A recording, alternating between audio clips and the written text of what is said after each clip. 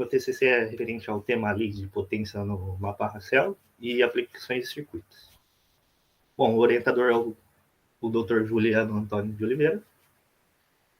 Bom, agora falando como que esse trabalho vai ser desenvolvido.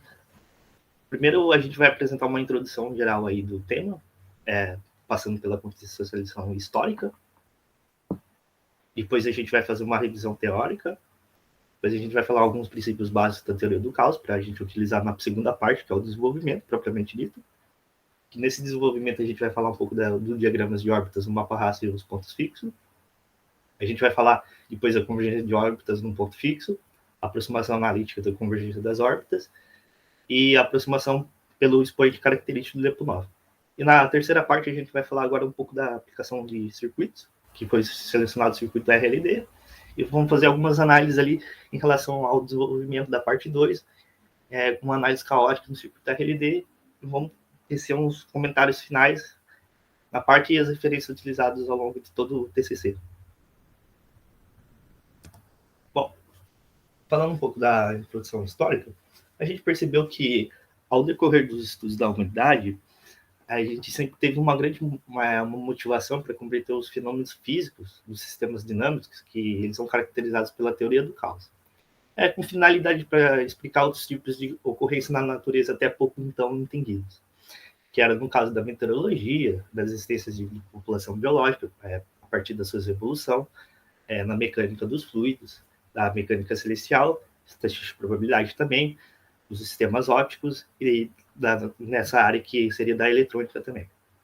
Bom, então esses estudos na área de sistemas dinâmicos, pode-se dizer que eles foram começar a caracterizar por volta do século XVII, pelo físico Galileu Galilei, muito conhecido na área de física e da ciência, pelo seu estudo ali, que foi estudando o comportamento dos corpos celestes e através das suas órbitas.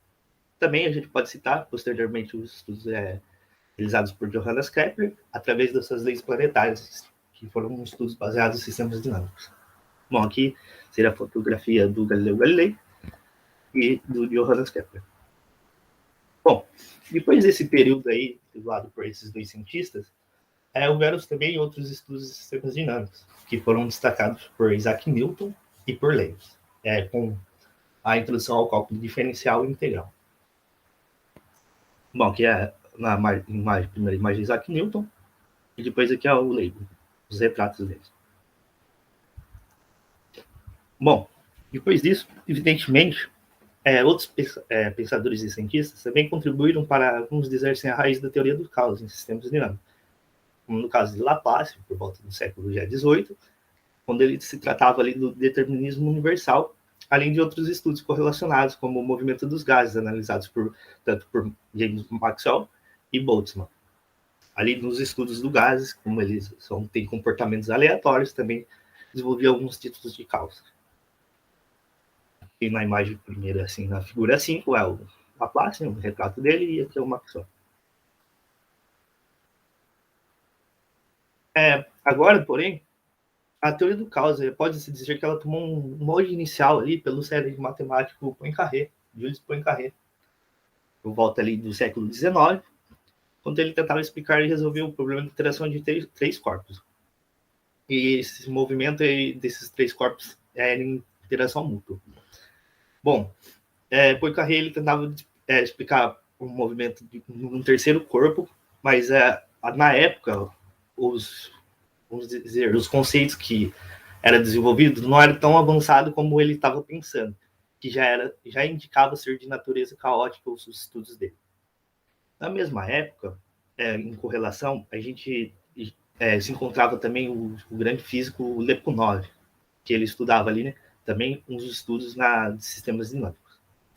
Então, esses estudos introduzidos ali por Poincaré e Lyapunov, para tratar o problema, eles não levaram nenhum tipo de solução regular e periódica. E como na época ninguém entendia muito bem estritamente o caos propriamente, Poincaré desenvolveu grande parte da teoria por trás aí de três corpos e do caos propriamente. Aqui a foto do Grassetti, fotografia, quer dizer, do Poincaré, e aqui do Lyapunov. Então, posteriormente, esses estudos feitos por Henri Poincaré, a gente pode citar também o Andrei Komogorov, que ele deu continuidade e visitou alguns estudos de Poincaré, e ali se deu um grande teorema que é utilizado aí nos sistemas dinâmicos, que é o teorema de Cantor. E então isso e com mais os estudos posteriores fez com que a teoria do caos ela se destacasse ainda mais. E a gente pode dizer que um dos principais estudos da física depois desse período em sistemas dinâmicos, já no século XX, foi proposto pelo meteorologista Ed Lawrence, ali por volta dos anos de 1960, através do seu estudo Determination Periodic Flow.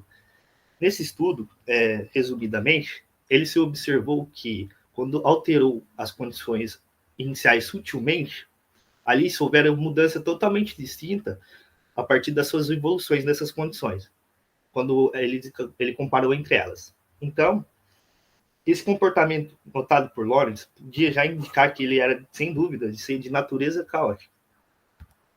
E aqui a fotografia, só para deixar mais ilustrativo, como Gurov, e aqui Edward Lawrence, figura 10.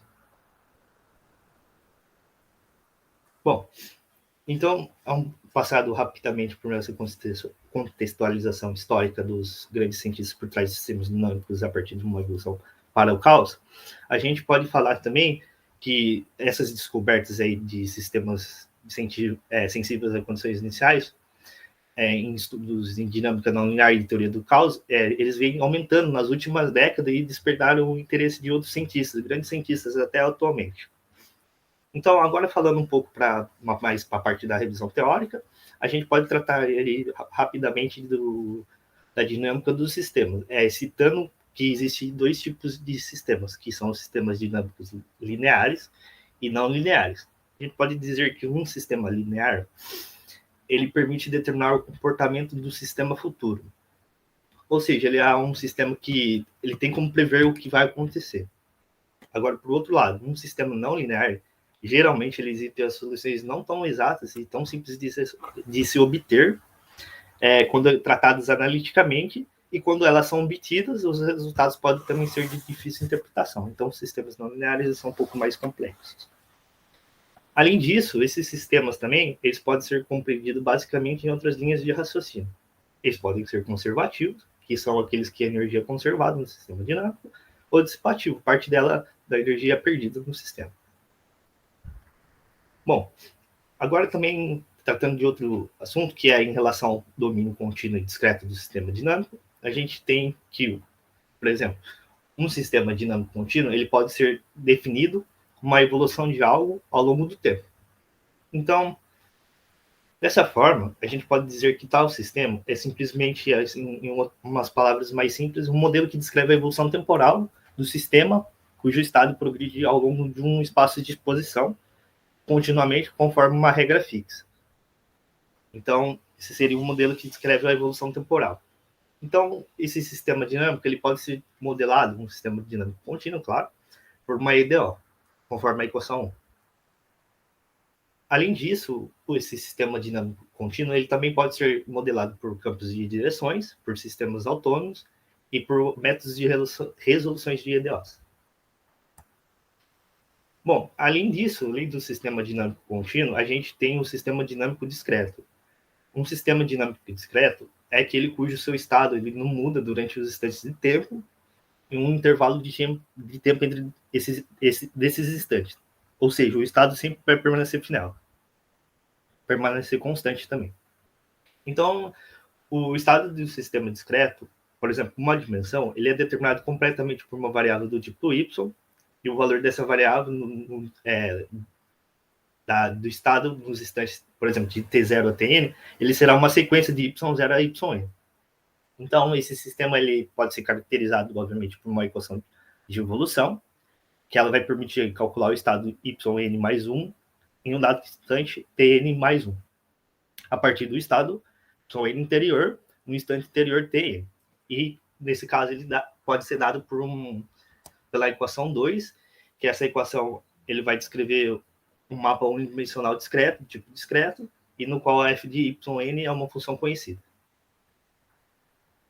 Bom, então a gente pode dizer resumidamente que a evolução desse sistema discreto de primeira ordem é expressa pela equação 3, que é essa daqui. Então, ao passo que ela é obtida é quando se aplica sucessivamente a função f no estado anterior, no estado inicial, quer dizer, y0 igual a k nessa forma mais compacta. Então, a partir dessa evolução desse sistema da equação 3, a gente pode definir um ponto fixo a partir da equação 2 anterior, que é um ponto y0, onde o estado permanece fiel. No entanto, para tanto, é necessário suceder que y0 igual a f de x0. Ele vai ter assim, sucessivas aplicações de f de x, não modificando, lógico, o valor inicial. Então, a gente, com essas definições, a gente pode também definir as órbitas ou as trajetórias do sistema, como conjunto de pontos de evolução de um modelo adicional discreto, por exemplo, dado pela equação anterior 2, que ela vai incluir condições iniciais estabelecidas, podendo ser as órbitas delas caótica ou não caótica.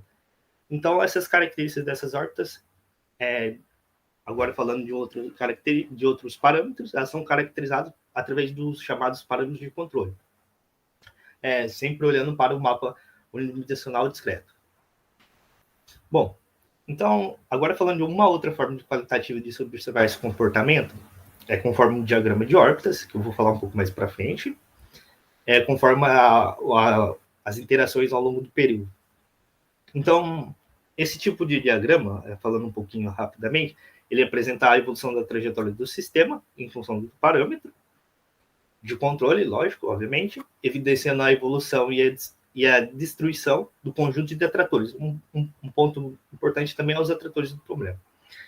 E outra forma também de se observar esse comportamento é após um período longo de interações e é dado pelo espaço de parâmetros. Ali nota-se a dinâmica do sistema em função do parâmetro de controle. Também podemos observar algum comportamento num ponto fixo, através dos mapas unidimensional, sendo esse ponto que se mapeia a si mesmo, e esse ponto também ele pode ser instável, estável e assintoticamente estável. Bom, agora falando um pouquinho mais relacionado à dinâmica do sistema, existe o ponto de bifurcação. Então, esse ponto de bifurcação ali no qual ele vai ocorrer uma mudança na estabilidade do ponto fixo. Ali vai se alterar, ele vai se alterando seu comportamento de assintoticamente estável para instável ou vice-versa. Falando um pouquinho agora de forma resumida também, existem os atratores, que são classificados em duas formas, que podem ser os caóticos e não caóticos, e tendo seu comportamento para explicar alguns outros tipos de fenômenos de sistemas dinâmicos, do caos também. Então, consideravelmente, alguns outros estudos sobre tais atratores e como eles são afetados, quando o parâmetro de controle do sistema é variável, eles também receberam muita atenção de outros diversos pesquisadores na área.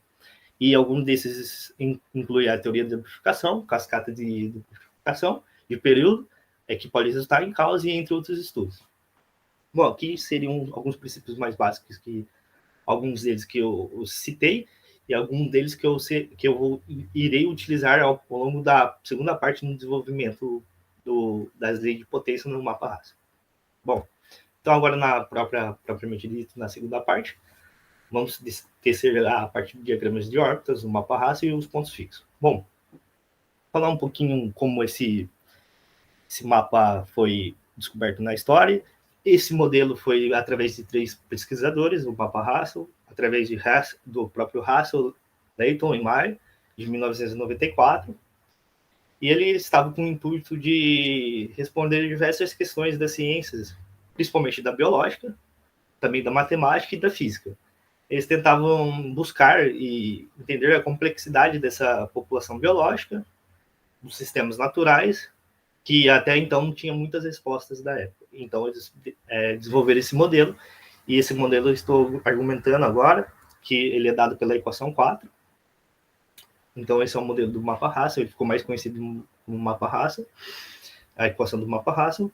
E nessa equação a 4, ali os parâmetros A, R e gama, eles são os parâmetros de controle, N é a variável dinâmica do sistema.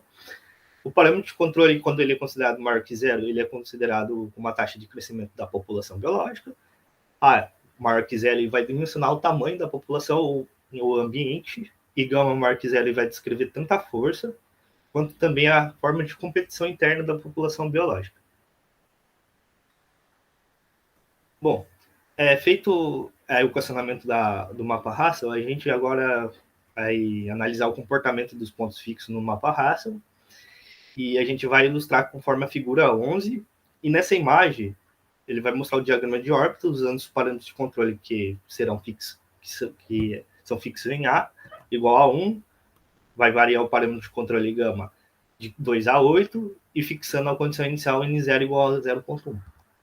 Então a figura 11 aqui, então ela vai da figura A a D, e aqui são os diagramas na figura A, gama igual a 2, figura B gama igual a 4, em azul. A partir de gama igual a 6 é a figura vermelha, e a gama igual a 8 é a figura verde. Bom, agora explicando um pouco sobre o comportamento dessa figura, a gente pode perceber que conforme a gente altera-se o valor do parâmetro de controle do mapa Hassel, o gama, conforme a gente vai aumentando ele, a gente percebe que a desordem no sistema, ou o caos, ele antecede na escala em relação ao parâmetro R de controle. Por exemplo, na figura A e B, na figura A a gente não nota nenhum comportamento de purificação, na figura B a gente já nota a presença de purificação de duplo período, e para grama igual a 6, esse valor eu quero que vocês guardem um pouco, que para gama igual a 6 a gente já percebe que a ocorrência de caos no sistema, e a partir dele o caos vem antecedendo cada vez mais conforme a gente vai aumentando o parâmetro de controle gama, no caso. Bom, aqui é um pouco explicando resumido também o comportamento da figura 13. Agora fazendo um pouco mais da análise para uma forma mais analítica, a gente pode falar que os pontos fixos desse mapa eles são obtidos utilizando a condição dada pela equação 5. Então, a equação 5 é f de n asterisco, é o ponto fixo, igual a n asterisco, ponto fixo. Então, usando a equação 5 na anterior 4 do mapa Hassel e fazendo todas as simplificações encontradas mais um pouco mais a fundo no TCC, a gente pode chegar às seguintes expressões dos pontos fixos. Para N1 é igual a 0, e o segundo ponto fixo é essa expressão de parênteses R sobre 1 sobre gama, menos 1, entre parênteses, né, fecha parênteses, a elevado a menos 1. Então, esses são os pontos fixos encontrados a partir da condição 5 em 4.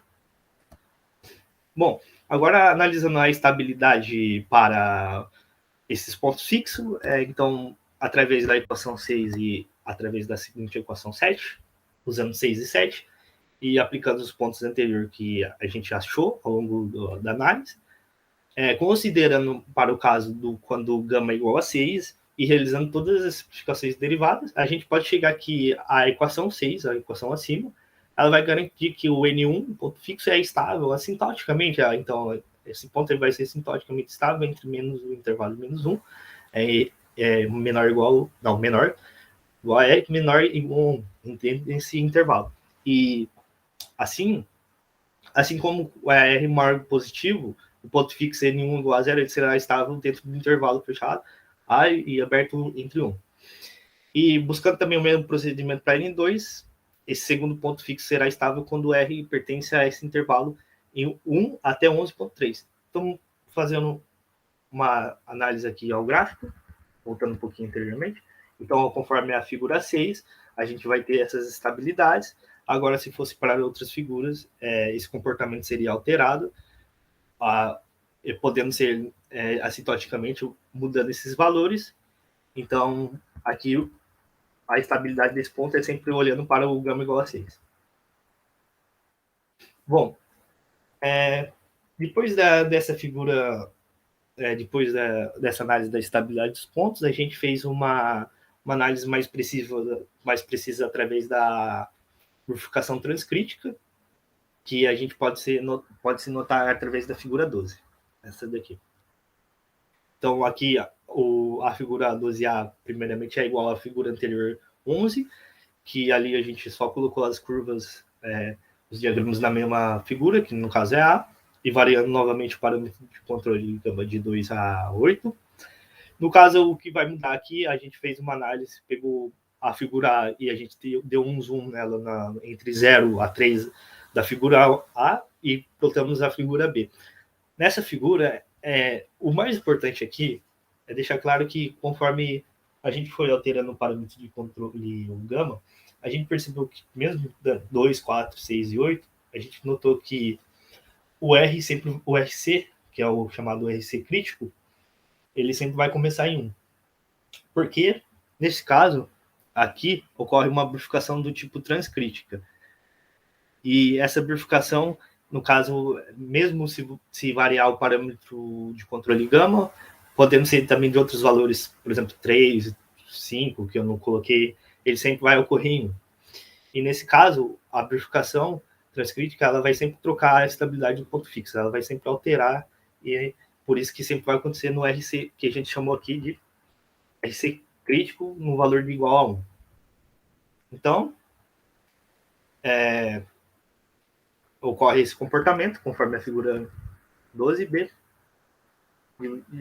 E depois dessa análise, a gente fez, agora, depois dessa sessão, a gente fez a análise do comportamento da variável dinâmica Nzinho na bifurcação transcrítica.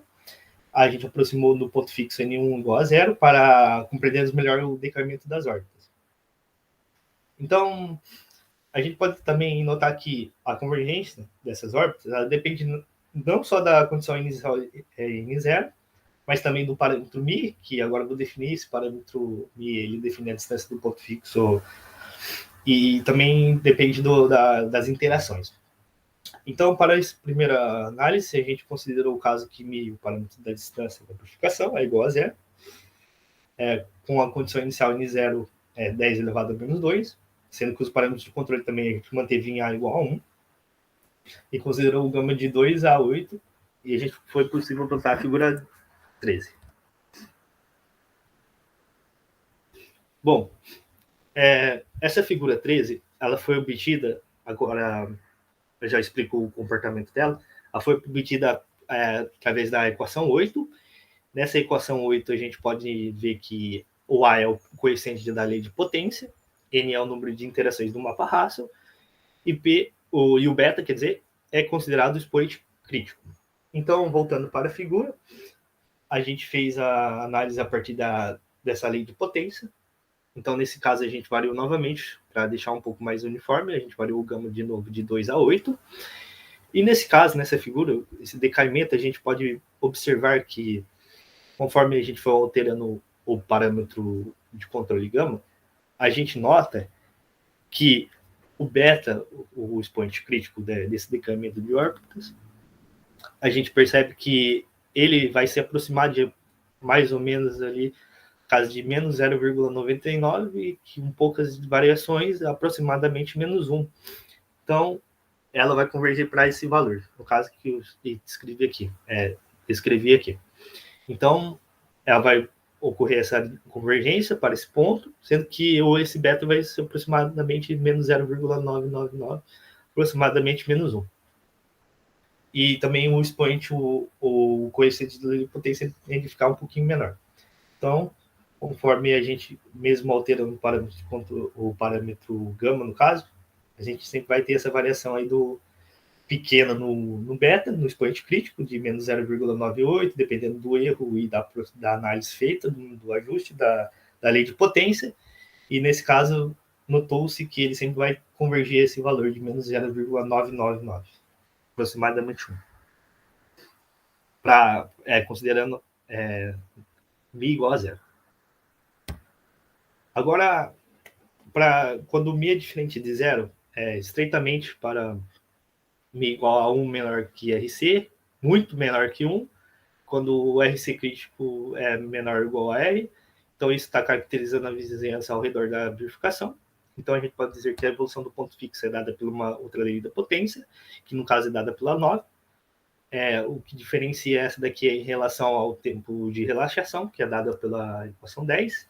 E a equação 10 é o delta, o que a gente analisou, é o expoente de relaxação, que é proporcional ao proporcional ao parâmetro o expoente de relaxação. Bom, depois definido a parte mais analítica, aí foi possível, a gente plotou a figura 14, e nessa figura, como a gente está analisando mais estritamente a parte do caos, a gente utilizou gama igual a 6 novamente e A igual a 1. Então a gente percebeu que o expoente de relaxação, a partir da análise feita gráfica, a gente notou também que ele tende a uma convergência variando aí de aproximadamente menos 0,99, que se a gente for arredondar um pouquinho mais ali, ele também converge para menos 1. Então, esse é um parâmetro que a gente vê e a gente pode notar que, independente da condição do parâmetro de controle, a gente tem essa convergência para menos 0,99. Bom, depois da convergência desses dos pontos para gama igual para mi, quer dizer, igual a zero e diferente de zero, a gente fez uma análise analítica também, não só gráfica, através das leis de potência, para entender o comportamento. A gente fez analiticamente e, a partir delas, a gente percebeu que, fazendo as simplificações e considerando todas as condições que é feito graficamente, a gente notou que esse valor obtido analítico, o expoente crítico, no caso, é dado pela equação 11, foi obtida, e a gente comparou com as mesmas condições, e a gente percebeu que esse expoente é igual a menos 1, então ele se aproximou igual da graficamente, e quando a distância é diferente de zero da bifurcação, a gente notou também que, comparando, lógico, com as equações 9 e 10 do tempo de relaxação, a gente conclui que o expoente de relaxação é igual a menos 1 também. Então, os valores foram exatamente o mesmo, né? Considerando todas as aproximações.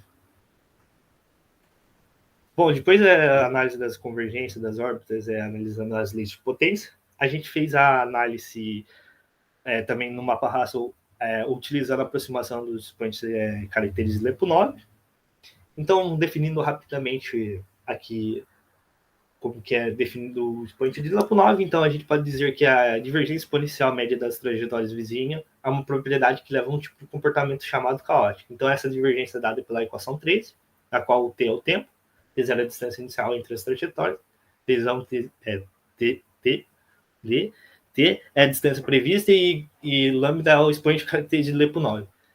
Então, aí a gente vai definir rapidamente o expoente de Lyapunov, que foi utilizado para fazer análise no mapa Russell. Então, vamos considerar um mapa unidimensional do tipo discreto, que é nesse caso, para analisar suas órbitas. Então, considerando também duas condições iniciais próximas, e nesse caso a gente vai introduzir o expoente de Lyapunov. Então, seja uma condição inicial x0 e uma outra bem próxima, x' de zero.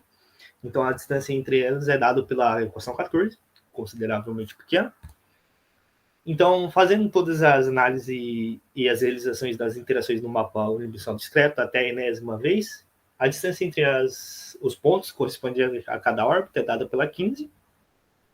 Então, se o comportamento das órbitas tem característica caótica, a distância entre as trajetórias do mapa unidimensional discreto ela vai divergir com n. Portanto, podemos reescrever a 13 anterior como a 16. Então, a partir da 16 e utilizando as condições 15 e fazendo todas as simplificações e as formulações já igual no TCC, a gente chega na equação 17, que é o próprio expoente de Lyapunov. Então, utilizando um expoente de Lyapunov dada pela 17, a gente foi possível fazer uma análise através disso e plotamos a figura 15.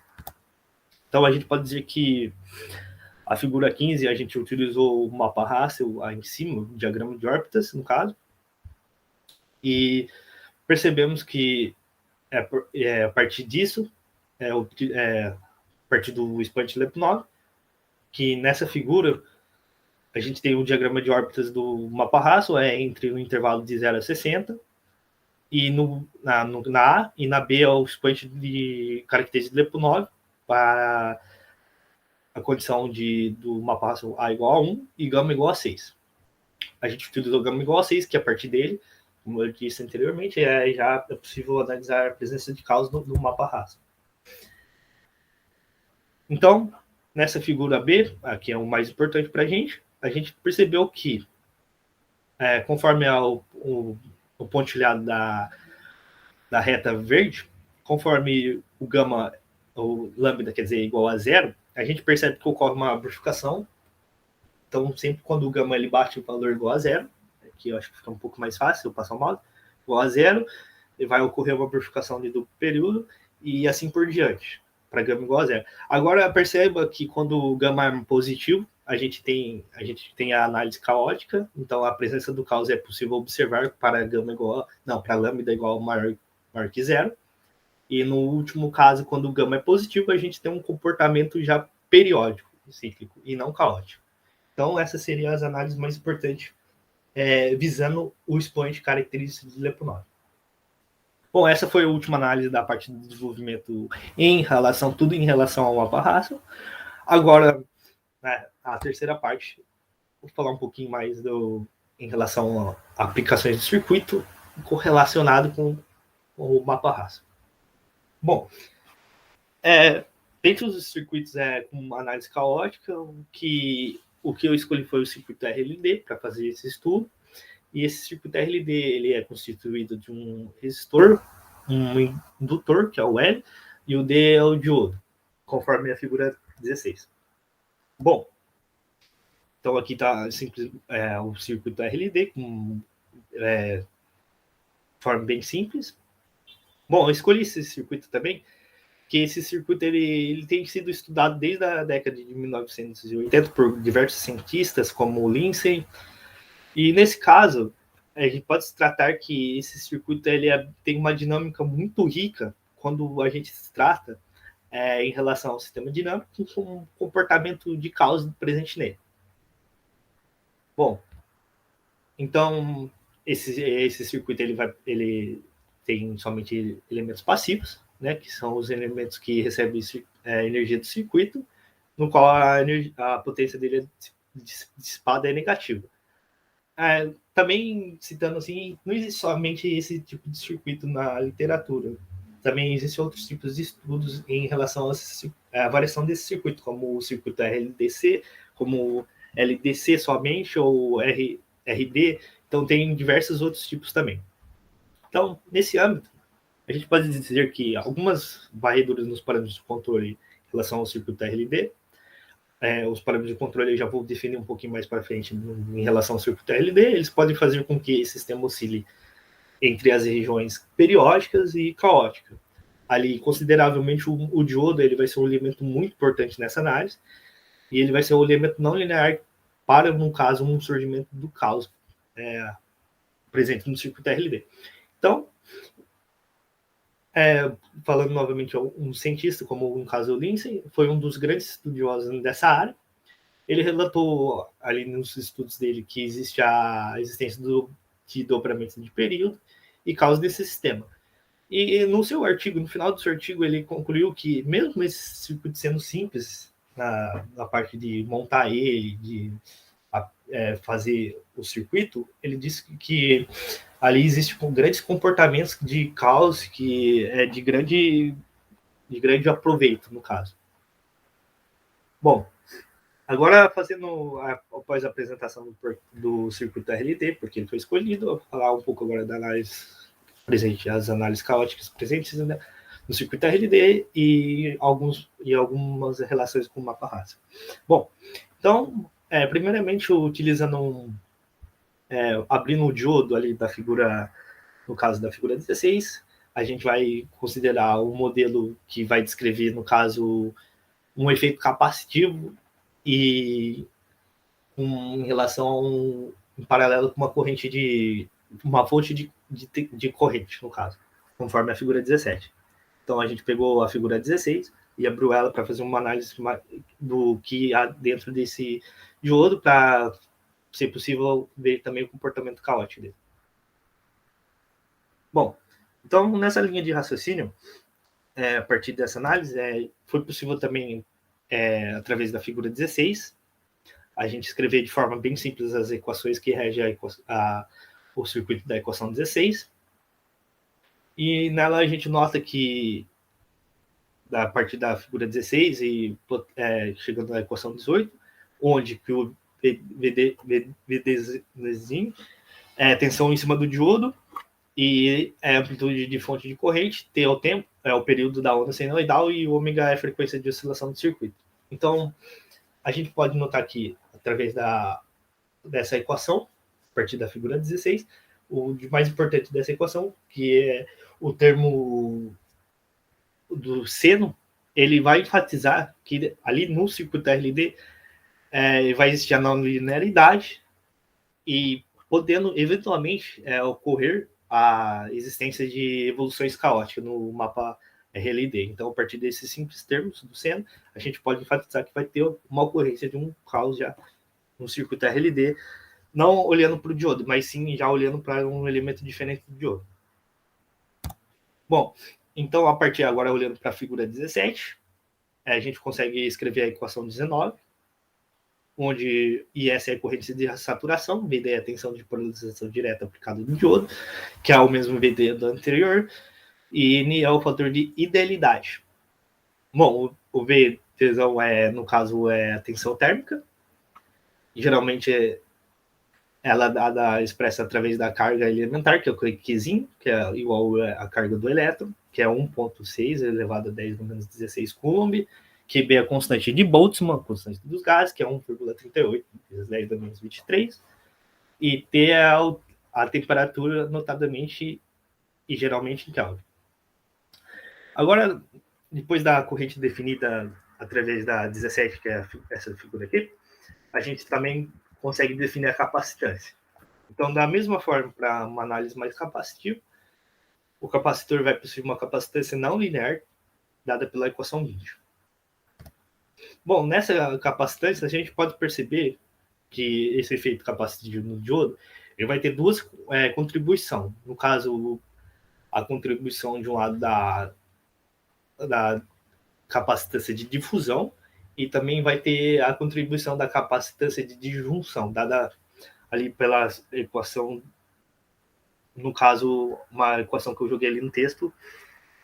E também, agora, a partir desses termos e das equações anteriores, a gente chega na equação 21 e, utilizando todas as leis de Kirchhoff e as leis do nó, a gente chega no que o circuito, o RLD em série, ele é dado pelo conjunto das soluções da equação 21, e nessa equação a gente pode notar que esse conjunto ele é um conjunto característico de um sistema autônomo. E nesse caso, toda vez que a gente tem um sistema autônomo, no caso, então ele precisa atender 3 critérios para exibir um sistema autônomo, um comportamento caótico. No caso, a gente percebe que para ser um sistema com presença de caos, sendo autônomo, ele deve conter pelo menos um elemento não linear, que no caso é o diodo, ou mesmo um resistor ativo localmente, no caso é o resistor, e 3 ou mais elementos de armazenamento de energia, no caso as capacitância e a fonte de tensão. Então, ali ele vai, a partir do conjunto 21, a gente percebe também que nessa análise temos o comportamento da presença de caos no sistema do circuito RLT, a partir das condições do sistema autônomo para exibir um comportamento caótico, uma evolução de comportamento caótico. Bom, agora falando um pouquinho mais dos parâmetros de controle em relação ao circuito RLT. No caso, para o circuito RLD, a gente vai considerar que a frequência, tanto a frequência quanto a tensão aplicada, elas podem ser consideradas parâmetros de controle. Por exemplo, simplesmente, quando um parâmetro de controle μ é variável, chamando de μ, mas é diferente do μ da bifurcação, então ele é variável, ele pode aparecer novos padrões de comportamento ou sequência de novos estados para o sistema. Então, nesse caso, diz que ocorreram bifurcações do tipo UK e ao valor do parâmetro de controle, nesse caso. Então, para o qual ocorre cada bifurcação. Então, pode-se notar que os valores de UK, nessa análise, para os quais as bifurcações ocorrem, obedece à equação, que é conhecida, a seguinte lei da universalidade, dada pela 22. sigma, que é aproximadamente 4,6692. Eu já vou falar um pouquinho mais para frente o que significa isso. Então, nesse caso, quando no circuito RLD, a gente pode ter também o diagrama de amplificação, que ele pode ser constituído acompanhando-se a variação das amplitudes dos picos, que no caso é da resposta do diodo em função da frequência. Então, a gente já pode ter um tipo de diagrama a partir dessas análises tanto da frequência como no caso, as amplitudes, né, dos picos presentes, que é, no caso, a tensão. Então, dessa forma, no diagrama de bifurcação do circuito RLD, a gente pode se notar também que existe as chamadas janelas de Gauss, com as frequências que vai corresponder às bifurcações, e no caso, a constante, que eu defini anteriormente, chamada lei de universidade, é chamada constante de Fehrenbaud, quer dizer, e ele pode ser estimado comparando com um valor conhecido. Então, falando em outras palavras, a partir de um circuito RLD, a gente tem como obter essas bifurcações, e a partir dessas bifurcações a gente consegue estimar a constante de Fehrenbaud e comparar com a constante teórica. Então, nesse caso, ela foi bem próxima, que não foi do valor 4,67, então foi bem próximo da teórica. E então, essa seria uma outra análise do caos presente no circuito RLD. Além disso, também foi possível constatar a validade dessa constante, além do mapa raça também, além do mapa raça. Então, fazendo outra análise de como o circuito leva à duplicação do período, a gente pode descrever quando o circuito opera na frequência ω0, ou frequência ressonante. Então, ali existe uma certa quantidade de corrente reversa no diodo, que irá fluir através do diodo, né, em cada ciclo reverso de polarização. Então, o reversamento da polarização, e ali vai ter um tempo de recuperação finita do diodo, que vai fazer com que apresente o caos no circuito. Bom, agora, por fim, falando um pouco da bifurcação observada de forma já um pouco gráfica, a gente pode observar que causa e bifurcação geralmente são observadas quando a gente muda o parâmetro de controle. Então, a gente muda, sempre mantendo os outros constantes, variando uma, como eu fiz na parte do desenvolvimento. Então, a gente pode notar que a resposta do sistema, nesse caso, do circuito RLD, foi possível apontar a figura, no caso, a última figura, que é a figura 18, que é um diagrama experimental tirado de um estudo. E nesse estudo a gente percebeu que ele foi, no caso, foi variado as tensões a partir de um sinal AC, e a partir dessa variação, e mantendo os outros constantes, foi possível ter o gráfico da figura 18, e nesse gráfico a gente percebe que ocorre o caos a partir do VI no pico a pico, depois de mais ou menos 14, e também a presença de purificações no período, assim, em correlação ao mapa de Hassel, que ele foi obtido através também mantendo um constante e variando outros parâmetros de controle, e aqui no circuito RLD foi da mesma forma, porém com um comportamento um pouco diferente observado pela figura 18. Bom, então essas foram análises caóticas existentes no circuito RLD, correlacionadas com o mapa Hassel, e então essa foi a última parte analisada do TCC. A gente pode dizer agora os comentários finais, a partir de todas as análises, tanto do desenvolvimento quanto do desenvolvimento e da parte dos circuitos, das aplicações de circuitos.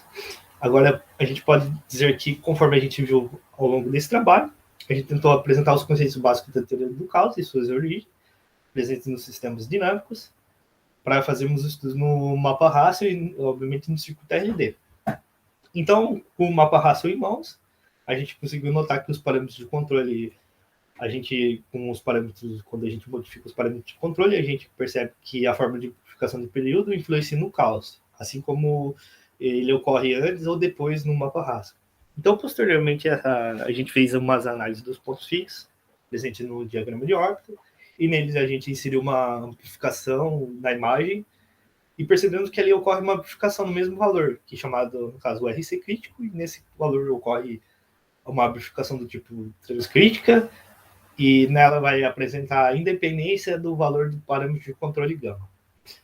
Estendemos as nossas análises investigando o comportamento da variável dinâmica n, aproximando o ponto fixo n1 igual a zero, e considerando a distância o parâmetro de distância, o μ, da amplificação, igual a zero, e utilizando juntamente as leis de potência, a gente percebeu que o expoente beta, o expoente crítico, ele vai se aproximar a menos 1 na amplificação transcrítica, e quando é diferente de zero o parâmetro μ da distância, a gente notou que a evolução do ponto fixo deu-se também pela lei de potência, agora relativo ao tempo de relaxação, e nesse ajuste forneceu que a aproximação ela converge, que é o expoente de relaxação, a menos 1 também na amplificação transcrítica.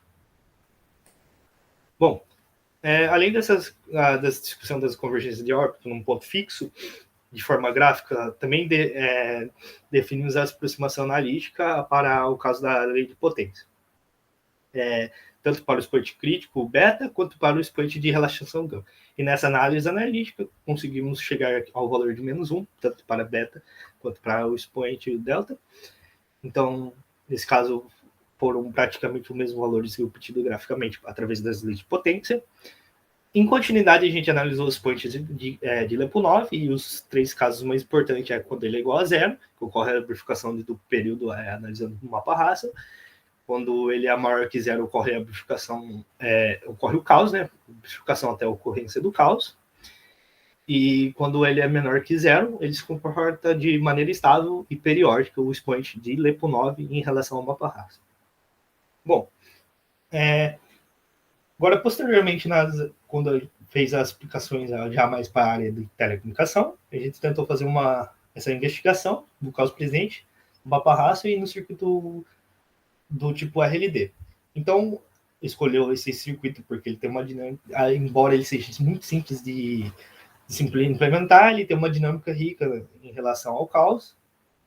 E nesse circuito de mais importante, a gente percebeu que o diodo ele vai ser um elemento, embora ele seja simples de ser analisado, ele é um elemento não linear complexo, que exibe comportamentos de caos, e a partir dele a gente vai ter um monte de comportamento para analisar, e nesse caso, no circuito RLD, ele também, assim como o mapa Russell, ele vai ter parâmetros de controle, e os parâmetros de controle nesse circuito, eles são meio que correlacionados com o mapa Russell, e se você analisa, fixa um e mantém outro variável, a gente tem um comportamento de caos, ocorrendo amplificações do período, até caos e assim por diante.